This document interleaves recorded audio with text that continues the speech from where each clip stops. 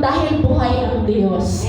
Hallelujah. Sabi nga po sa mga salita niya sa John 4 verse 24, ang Diyos ay Espiritu at ang mga sumasamba sa Kanya ay dapat siyang sambahin sa Espiritu at katotohanan. Ngayong umaga po, i-desire natin yung pusong dalisay sa ating Panginoon. Tayo po ay sama-samang umawit at ang awit po na ito ay gawin nating dalangin sa ating Diyos. Huwag mo munang intindihin yung katabi mo. Huwag mo munang isipin na meron kang kasama.